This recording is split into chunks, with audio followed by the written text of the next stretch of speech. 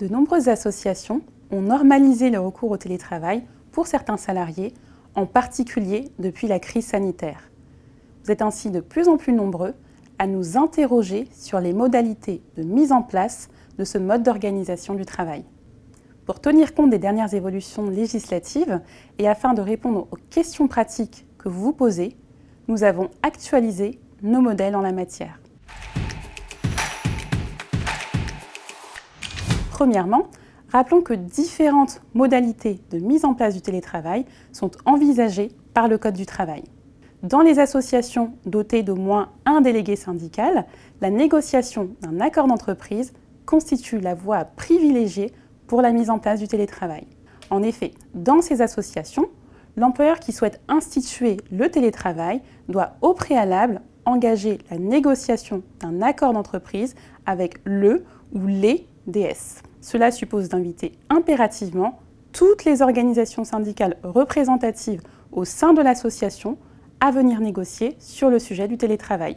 Ce n'est qu'en cas d'échec de la négociation qu'une charte d'entreprise établie unilatéralement par l'employeur peut être adoptée. Si votre association n'est pas dotée de DS, une charte d'entreprise établie unilatéralement par l'employeur peut directement être adoptée.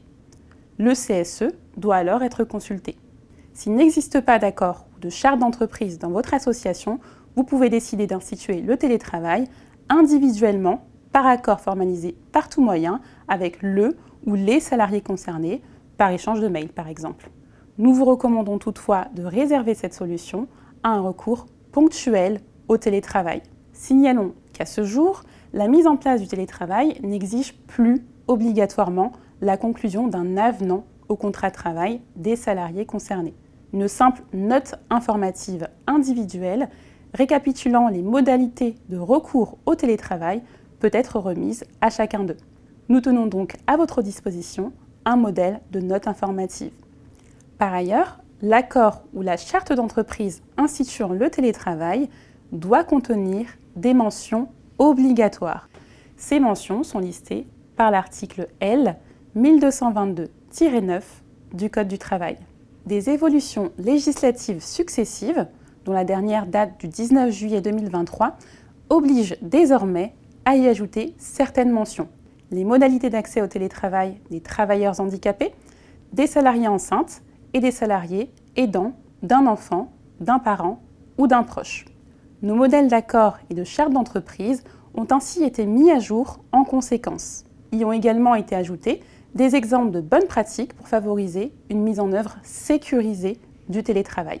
Certains d'entre vous se demandent peut-être si la révision des accords et chartes déjà conclus est obligatoire.